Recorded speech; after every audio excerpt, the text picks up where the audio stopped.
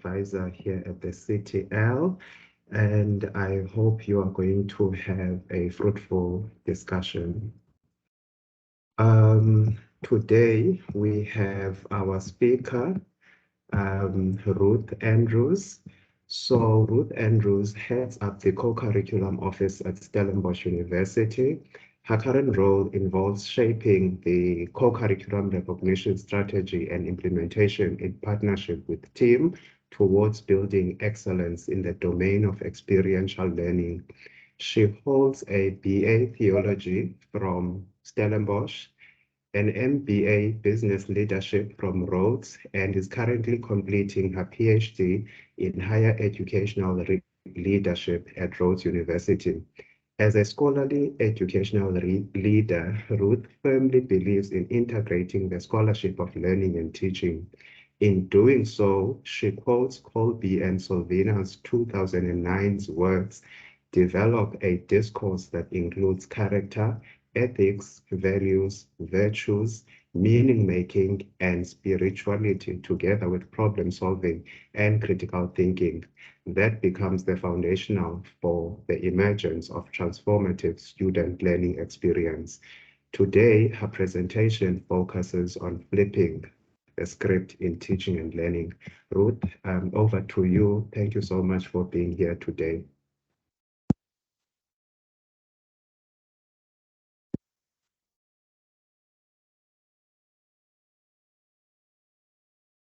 I don't see you, Ruth. There we go. Can you? I got cut off. For some reason, Teams just closed. The application just shut down. Sorry about that. Back. Yes, I believe Teams have been very temperamental of late, so hopefully it won't do that again. So yes, you can go ahead. Sorry. Go ahead. Thank you so much. I wasn't sure. Good afternoon, everybody. I hope you are all doing well this afternoon.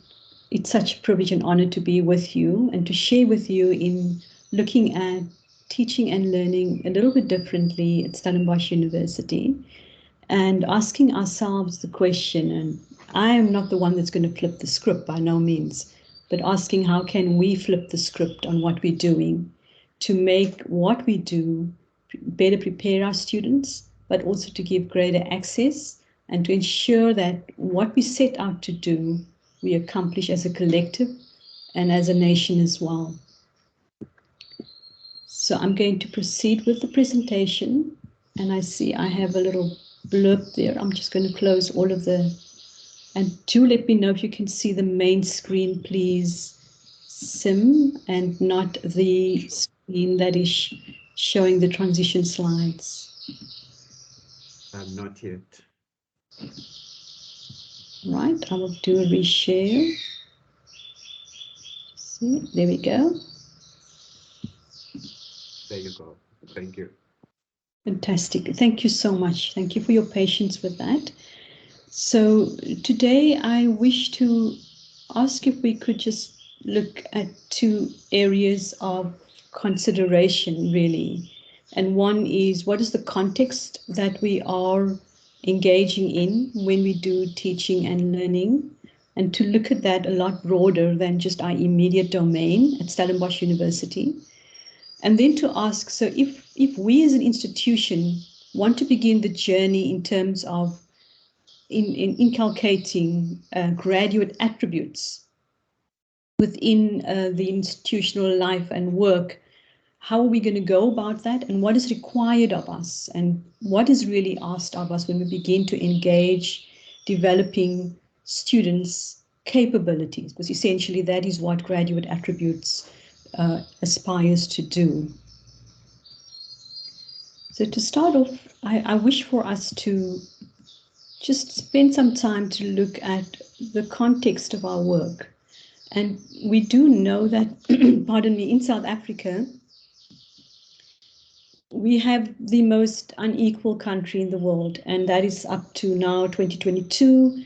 The World Bank report stated that in terms of our inequalities, the income inequality is standing at 41%, and we know that's a lot higher, and education at 30%. Again, we know, testifying, that is a lot higher than the actual numbers that we are seeing through the report. And we also know that a lot of what we are experiencing is a result of the issues around colonialism and apartheid, as well as the spatial segregation that continues to reinforce those inequalities. Southall stated in 2016 that it would take more than one generation to secure an upwardly mobile or a middle class citizenry. In other words, the effects of our work that we're doing now will only be realized one generation later. So that's something for us also to consider. Then if we look at education and social mobility, we know that education is a major factor in determining who is mobile and who remains where they are in terms of their life circumstances. We also know that constitutionally, and as well by virtue of the new dispensation in South Africa, education is seen as the mechanism to effect change in the structural domain and in the life of the people of this nation. We also know that it doesn't always follow that if you give somebody education, it will determine the upward mobility of that individual. So it's not a linear process. So for us to think about education as having an impact, we need to first think about the person's social origins, where they come from, and their educational attainment. In other words, how did they get there into the higher ed space? What was the pathway into higher ed?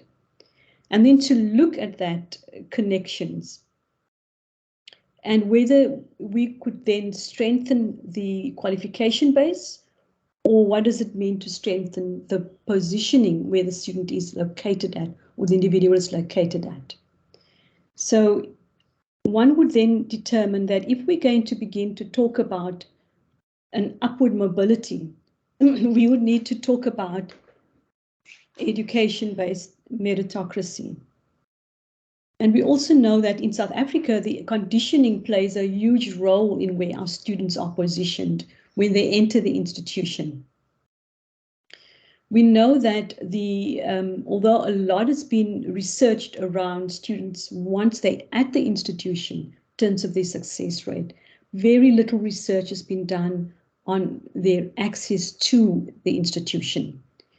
And for the co-curriculum space, what has been really important as we looked at all these dimensions, particularly the social structuration of the way our students enter into higher ed, we've looked towards Amartya Sen's work, particularly looking at the capability approach.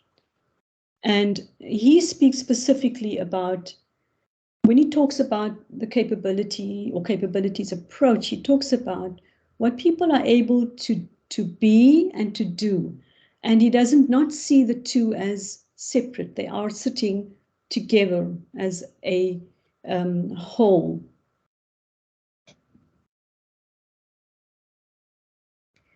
So just a little dip into the capabilities approach, just so that we're going to pull a little bit later on this as we talk about the development of graduate attributes. What the capability approach really looks at is the quality of life of the individual, and that quality, how the individual lives within society, is determined by the functionings and the capability. And functionings for Amartya Sen are the states of being and doing. Is the person well nourished? Do they have access? Do they have shelter? In other words, what is those conditions that set the space that the individual is in?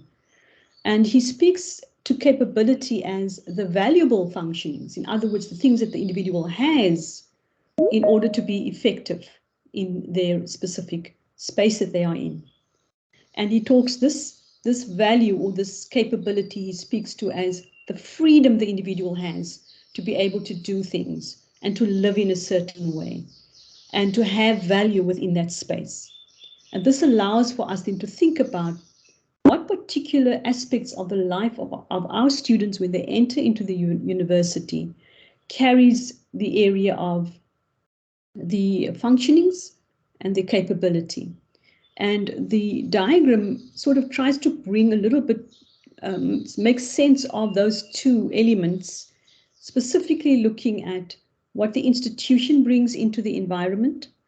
And when one talks on the diagram, we specifically talk about the personal conversion factors. The personal conversion factors, that would speak to the physical condition, the literacy level of the student, how he or she is able to take what they have and convert that into knowledge and be able to flourish in the environment. And of that would be what infrastructural access do they have, what are the arrangements that they have that supports their time at the institution. If one talks about the social, structural and cultural conversion, and that is the element that specifically looks at the social and religious norms, the gender roles, the power relations and hierarchies that undergird the development process of the student. And then most importantly, the institutional conversion factors looks at the welfare, the educational arrangements, what provisions are made within the institution. So if we look at what we are doing in terms of our students' development and their teaching and learning in our environment, students carry all of these elements with them. We have a component in terms of what the conditions are within the institution, the institutional conversion as they call it, then looking at what the student is inherent within the student, and specifically looking at what are the elements that will create the change in teaching and learning. So in our environment, we talk about the non-formal, that is the learning the students may have done outside of our space. The informal, and in our space we would call that the co-curriculum, and then the formal, that would be the curriculum, the time the student would spend developing their specific learning domain towards a degree.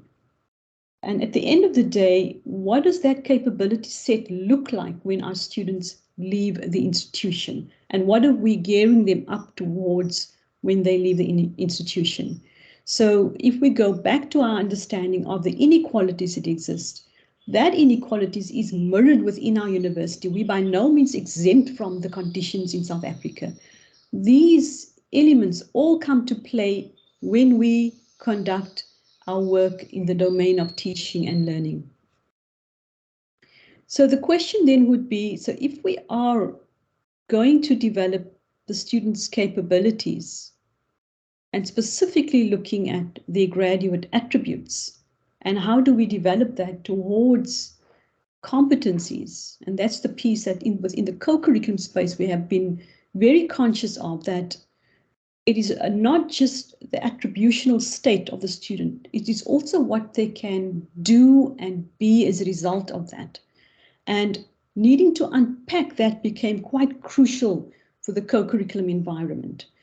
We struggled to make sense of being able to teach and learn in the informal space at an attributional level, because as we will discover later as we unpack some of the slides in the presentation, attribution is your desired state, and it requires some level of work and effort to be able to develop your capability to the level where it is now an attribute and is part of your being rather than your doing.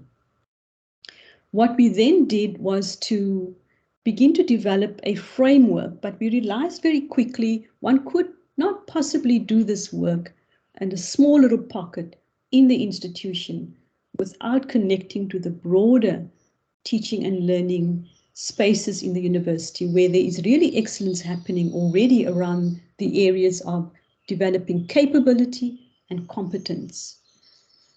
The conversation began in 2018.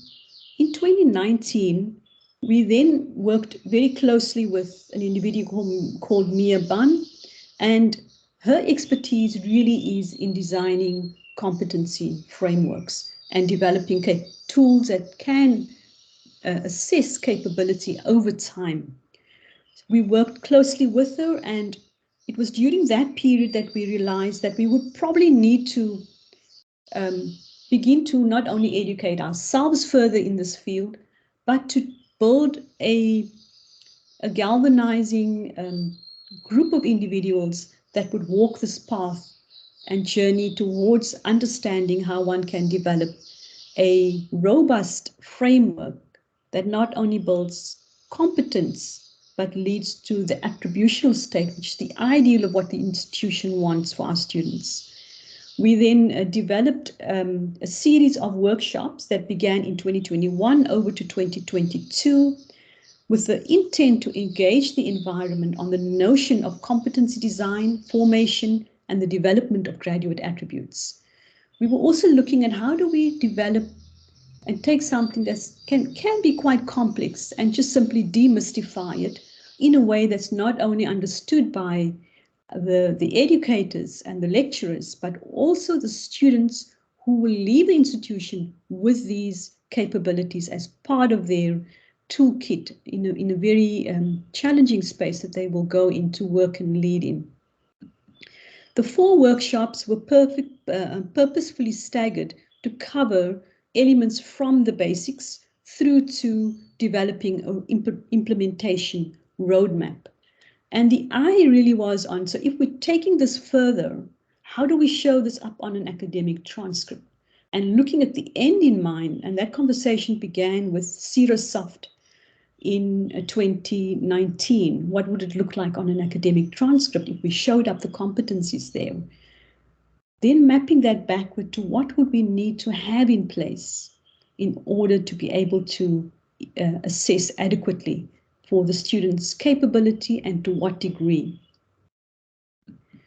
It was incredible to see the amount of interest to the workshops. We had people not only from the institution, but from across various faculties and divisions that participated in the workshops. And what came to fore quite clearly was that there were various pieces that we were all grappling with. And by no means did anybody give up because it was a challenge. It was more so to find to what degree can we overcome not only the challenges, but also the resistances that one would face in an environment when rolling out something that could maybe not be deemed as important as the formal curriculum.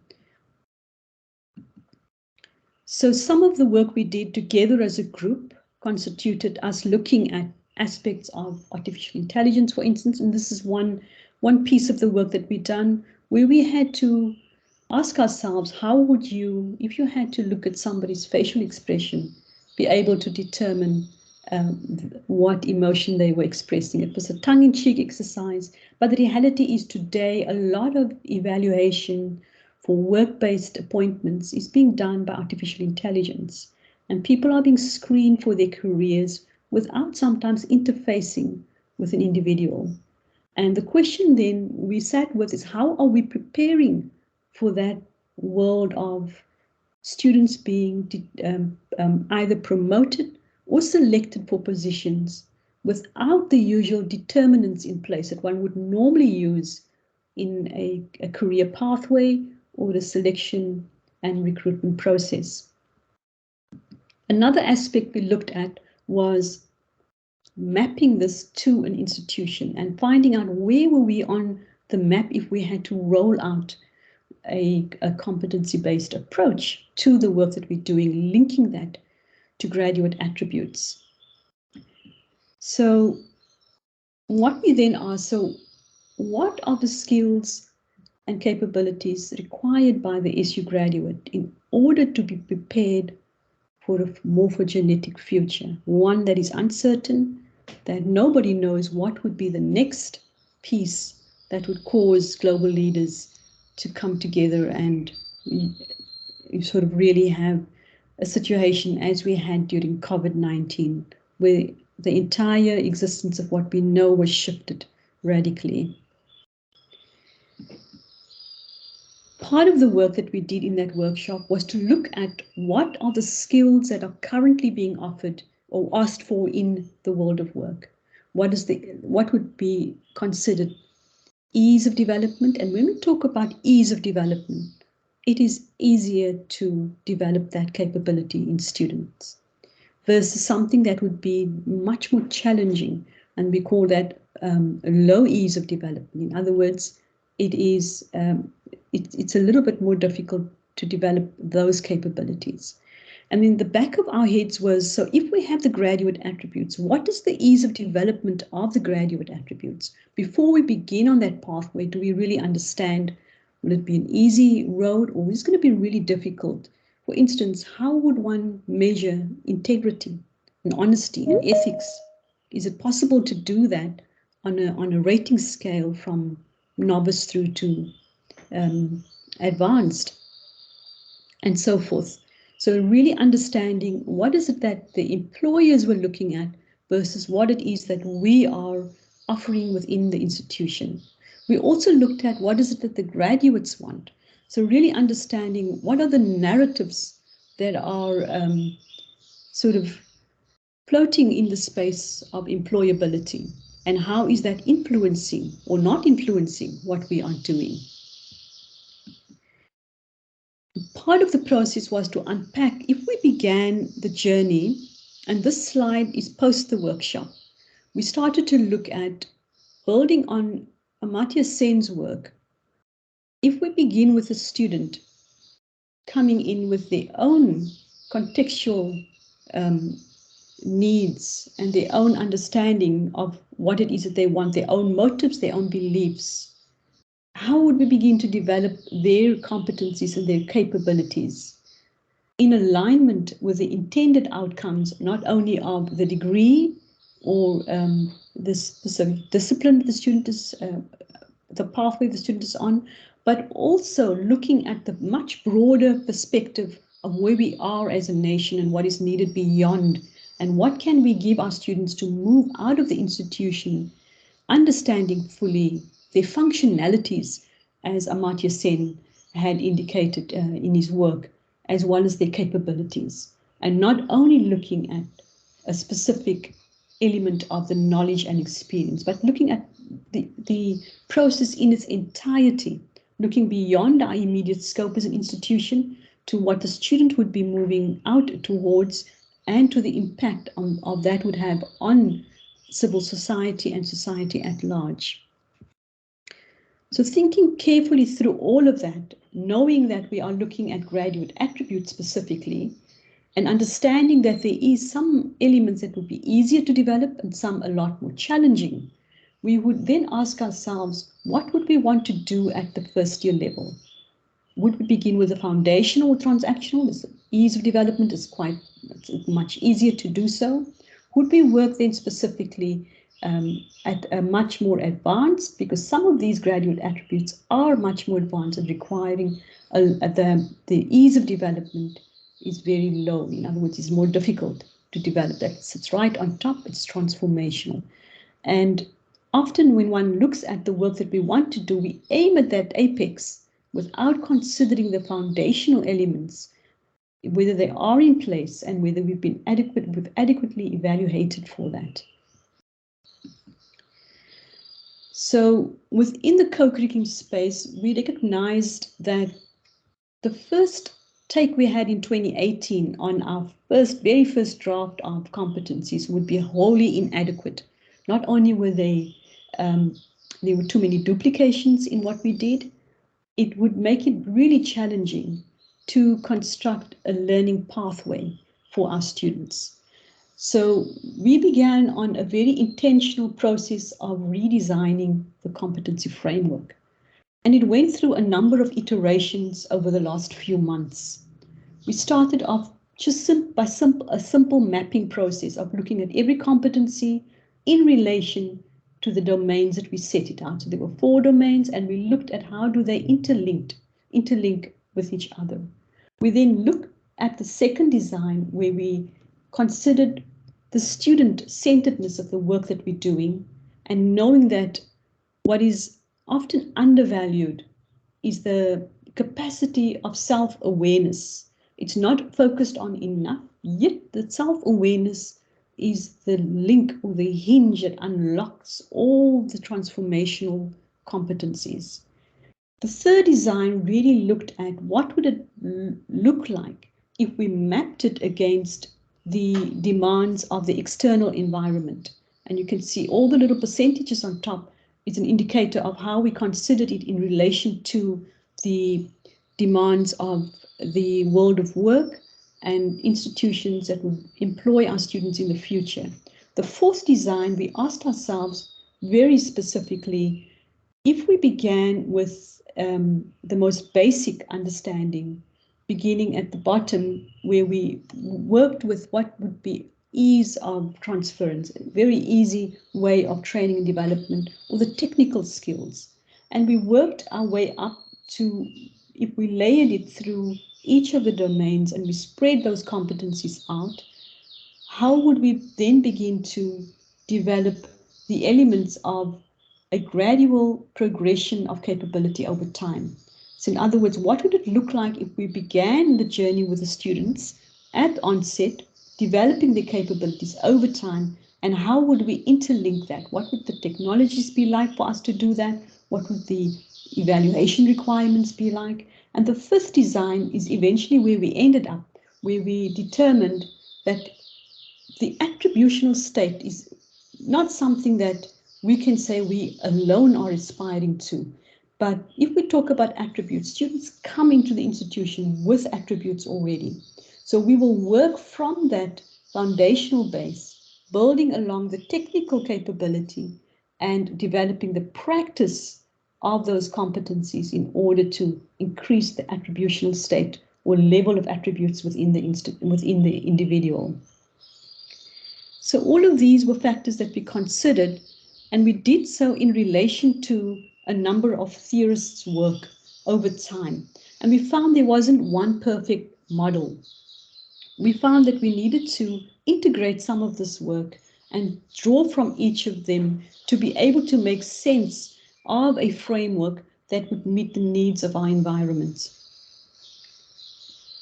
And as we did that, we also unpacked what would that look like for what we're currently doing and where we would like to be. And what we discovered is that we spent a lot of time in telling students about starting with the knows, what, how, and why. So students would come in and begin the foundational work of their capabilities at this level. They would progress to being able to tell us or interpret perhaps an application or information. And if we do it really, really well, they'd be able to tell us, they'll be able to give us a model of that, and there'll be a process of feedback and so on.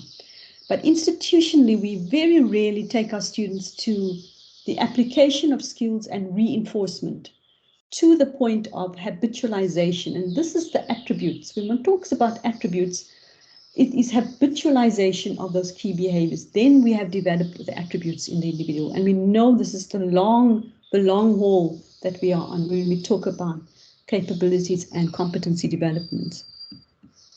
So going back to the model we showed earlier on, we then recognized that we would need to work with, although we would have these clusters, we would not necessarily have to work within the clusters. We need to build a framework that could work across the clusters. And doing that, taking very careful note of the progression scales, the activities that we develop, give students to be able to practice those capabilities, how we evaluate for it, to assess for it, what are the supporting activities to increase or enhance the work being done, and how will we evaluate our own processes over time. So all of these pieces needed to come to the fore again. So just zooming in on that particular frame. And again, going back, if we looked at this again, this was the stage where we looked at, if we scale this up across the institution, looking specifically at the areas that we spoke about earlier on the nodes or clusters of competencies, how would we begin to develop that and what techniques would we use? So we know the training technique is a little bit easier to do, but not so much ease of development. The behavioral model training technique is where we begin to ask students to begin to practice and to model the desired behaviors. And how do we then develop that over the 6 clusters in a way that integrates all of those clusters so that they don't stand alone. The students are not working on one specific area at a time. They are able to work on multiple nodes over time during their tenure at the university. And then thinking around what would that actually look like if we had to take a program in the co-curriculum space, and which we did. We looked at the Activating Engaged Citizenship program being offered by Social Impact, the MHDR Social Impact. They have 45 participating student leaders from different residencies who participate annually in the program. They have specific learning outcomes that students need to be able to know about, but there are very specific competencies that they measure against the learning outcomes, as well as how well they are doing it through their activities. This is done through a specific evidentiary portfolio, the measurement, and then regularly looking at the processes the students undergo throughout the time that they engage in the various activities in the environment. And this is one way, this is a model that we are looking at, and this is being replicated in all of the approved co-curriculum recognized programs. At the moment, there are just under 40 that are active. So all of these represent models for us to begin to do the scaling up of this work and to be able to test what a robust framework would look like within the co-curriculum environment. And then I think the most important piece for us is to remember that these interventions or the development of functionalities and capabilities towards competence should be done in what we call journey mapping, where we map the student's journey from year 1 through to graduation and beyond, with the understanding that we are now looking at lifelong learning, not just up to graduation and then they leave.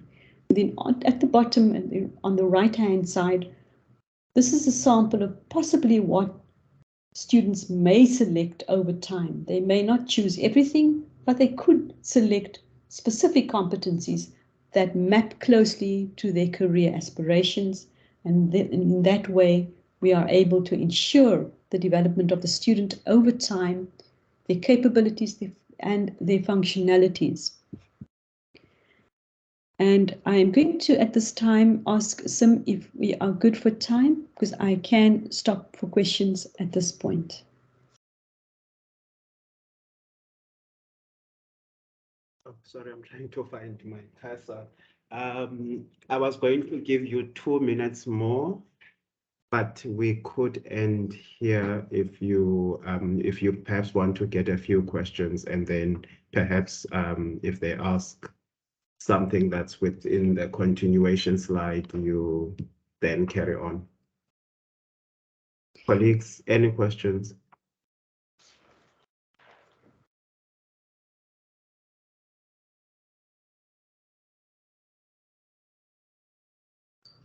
Anyone?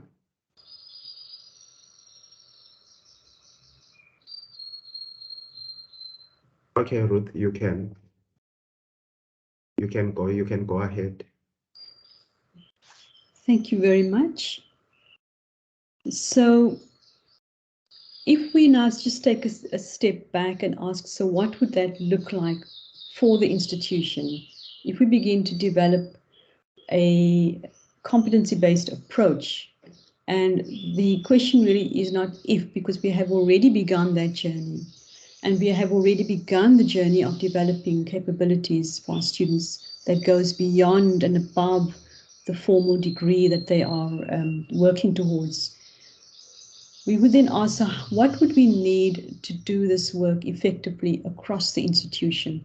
And what would we need to be able to map this closely to the graduate attributes of the university? Bearing in mind, it is at attributional state. It is not at a level that one could say it is a technical or a practice. It's sitting somewhere And as we said earlier on, it is something that students would work towards and develop over time.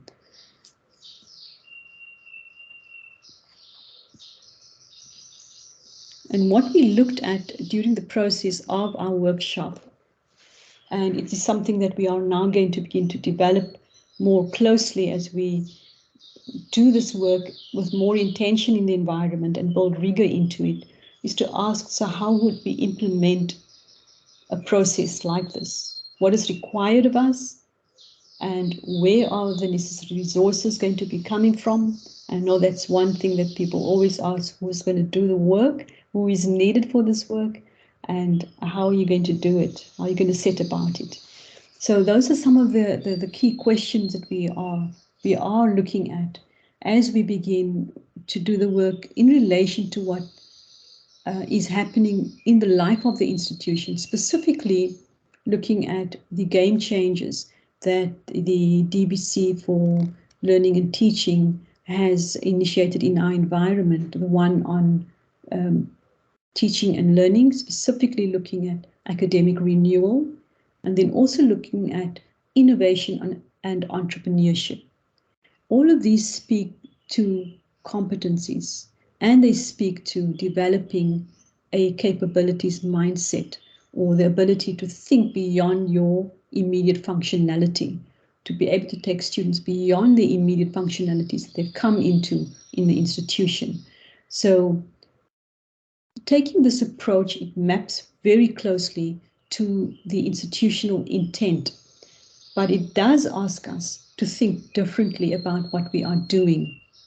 If we try to fit new things into an existing frame, often what happens, you have fatigue in the environment and confusion. So if we take, for instance, working with the graduate attributes and start to augment that without really doing the groundwork or setting the parameters of the work and doing the foundational digging that needs to happen in order to develop something new in the space, we run the risk of repeating the old errors of the past. And one of it is that the graduate attributes began its life and its journey in 2012, 2013, 2012 it was approved by Senate, but it hasn't really gained traction in this space. And part of it is an earlier piece of research that I did for the SOUL program that we were engaged in, Scholarship of Educational Leadership, showed that although leadership were very engaged in graduate attribute acquisition and development and understanding why it was important, it did not filter down to the level of lecturers and the support staff, not even less towards where students were able to engage with it. So there was a disconnect, and where resources was most needed was at the point of implementation rather than at the point of explanation.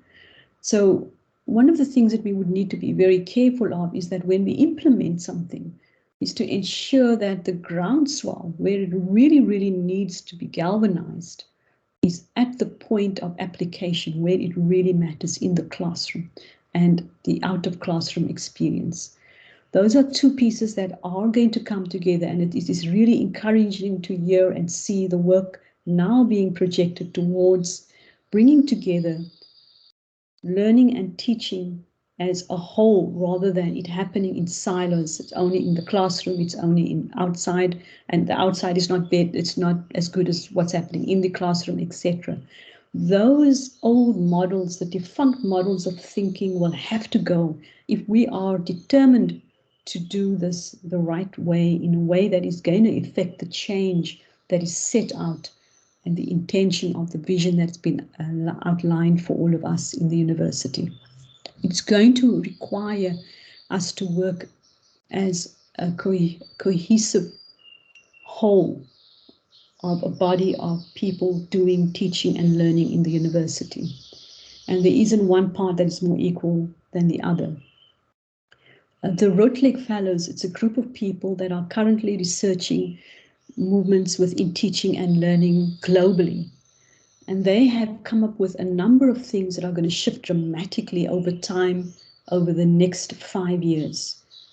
One of it, and it's not rocket science, is the way we do teaching and learning. And it's not going to be classroom based. It's going to require a higher level of engagement of experiential learning or learning out of classroom.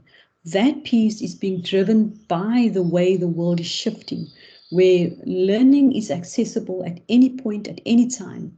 And a degree is no longer only achievable within a lecture hall. You can sit from any point and acquire a degree. So what would be the differentiator for institutions?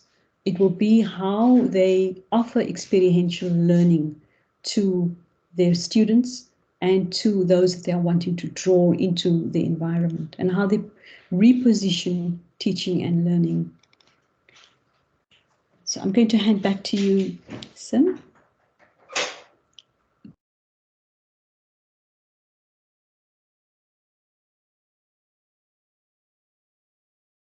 Well, thank you so much, Ruth, for that presentation. And I see, Karen, is that your hand that's up? I'm sorry.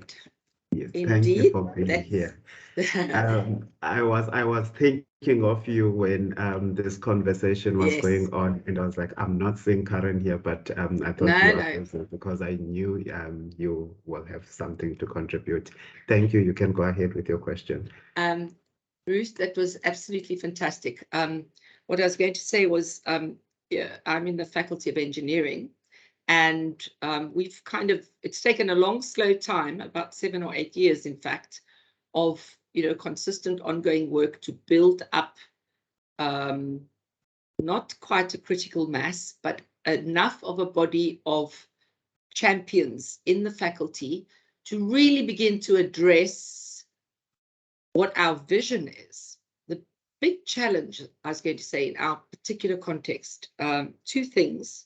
In the professional qualification domains, in other words, I'm thinking of accounting as well, and engineering and the health sciences, the perception that the standard to which you're working, and which is internationally accredited, etc., feels so, well, formal knowledge, tool and technique driven, and with overfull curricula, as I know they have in many of our programs, but certainly in engineering, that coupled with, resource and capacity constraints means that for large class contexts, it's so difficult to implement and sustain really innovative ways, which many of our faculty members do implement and try to implement, but to implement them in such a way that does develop more holistically, take cognizance of the student coming in as individuals, enabling them to work together productively in a more experientially orientated way. What do you say to us that can answer the problem about we don't actually have the resources, I think, to pull this through?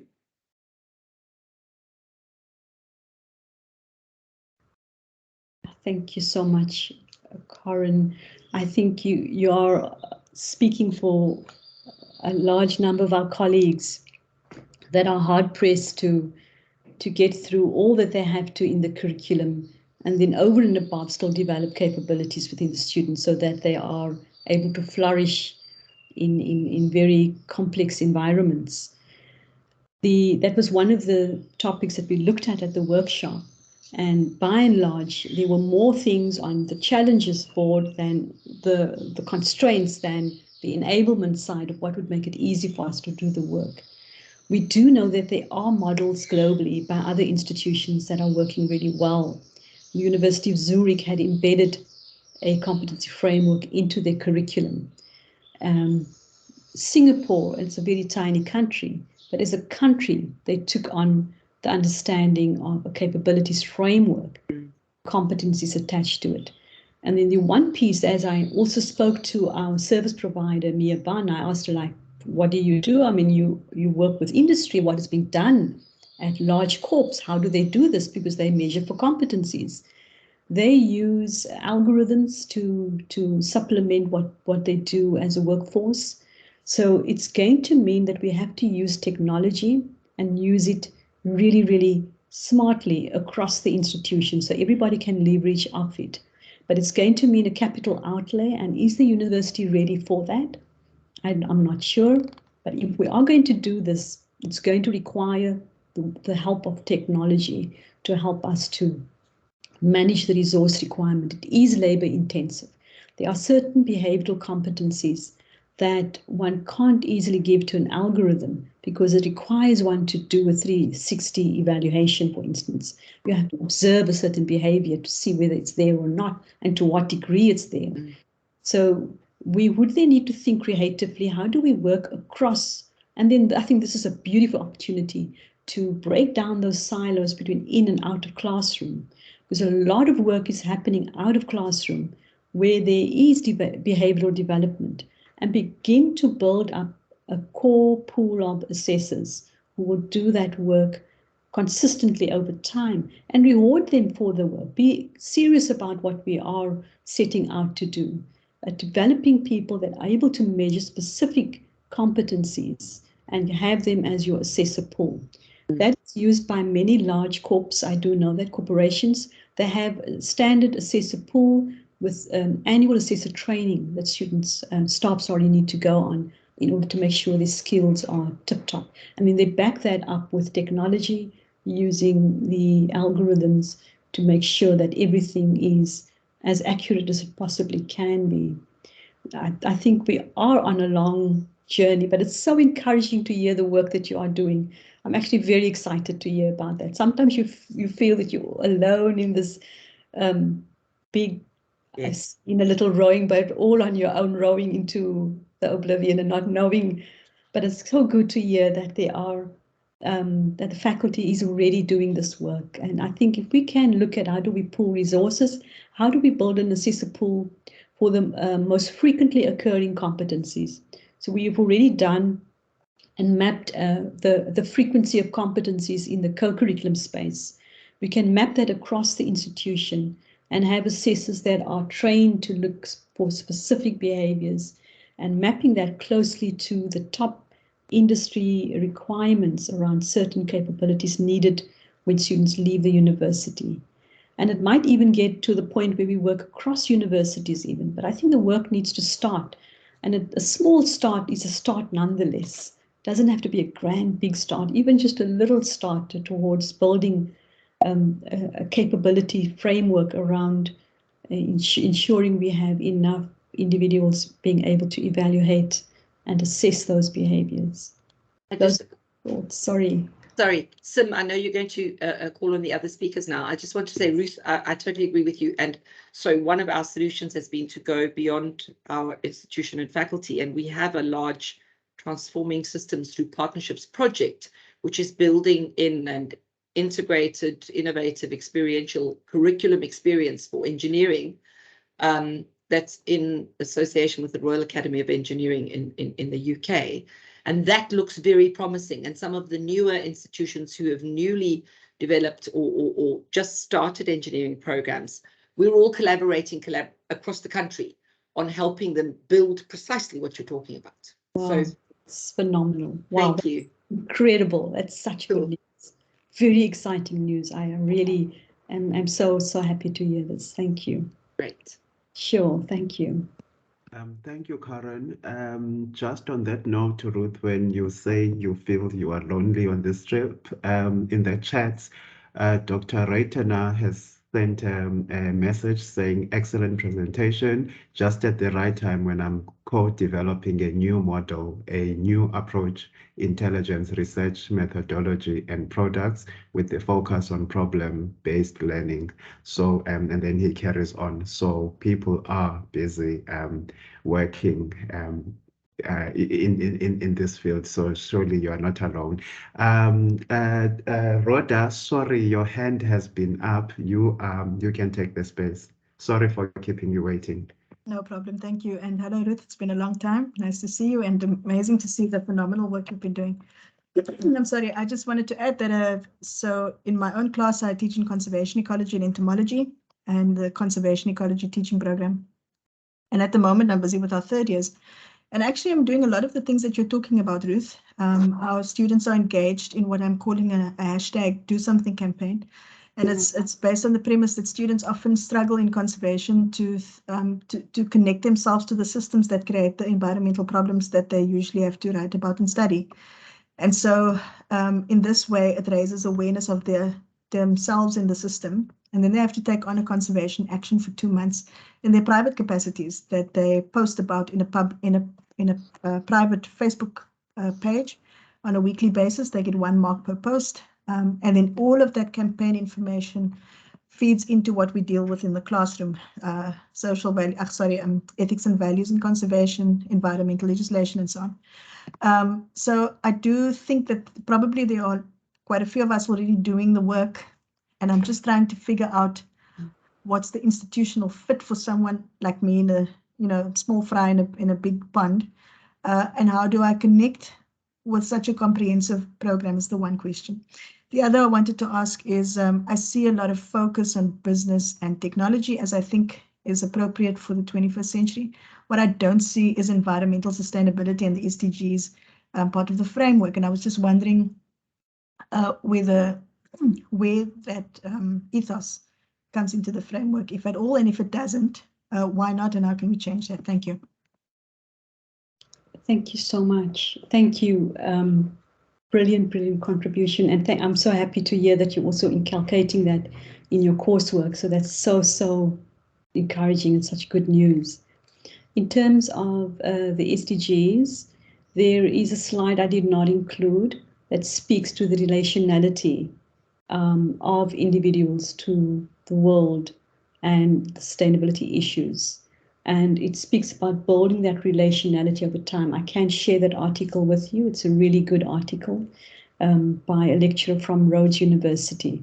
And she specifically looks at how you develop those capabilities in students, looking at their awareness and building their capability to address these critical issues within our environment. It's a very pertinent issue at our times. We know what's happening globally around the issue of ecology in particular, so particularly looking at the issue of food scarcity, besides all of the other matters that we are going to be facing as a human race.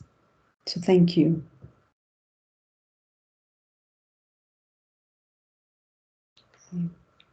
Well, thank you so much, Ruth, for this presentation. And I'm happy that it kind of showed you to the broader community and what people are doing in their small spaces. And I'm thinking that seeing that, there is an appetite for this and people are grappling with how to do this in their spaces and all of the challenges you are saying. You can open the opportunity for a focused small interaction group where you can perhaps form a community of practice in trying to incorporate and introduce this to the broader university. Because really, I think as you are talking and you kept on referring to the habitualization, and I have a friend of mine who's actually doing her PhD in accounting, and she is also looking at ethics in accounting. How do you assess, that students are ethical? And that is a broader conversation that is also happening, with accountants and the issues that we have been seeing in the news. So very important aspect of looking into curriculum and, graduate attributes. In the chat, Karen has left us with, I think, her ideas. So if people are interested to see how engineering is doing this, please do hop on into the chats. And then again in the chats, Lucinda has sent a quick link where you can please give Ruth feedback. Ruth, I saw someone asking as they were leaving if they can have access to the slides. So we will ask for your permission if we can do that. And if we can, we will upload all of that into our website along with this recording. Colleagues, thank you, all of you, for being here. Thank you for the conversations, and we hope they continue into your faculty corridors and across in terms of how you can make this part of your, the faculty conversation. LZ. Okay, you're just saying thank you. All right. I think it's a lot of people appreciating Ruth. Thank you so much. We will now see you on the 4th of October, where we have two colleagues from an international university from Madrid in A6 University, who are going to be presenting on the university's social responsibility. What is the role of academics? So we'll see you then, colleagues. Thank you so much. My laptop is acting up. My video is very slow, so I hope you can all hear me. I'll see you next time. Bye-bye.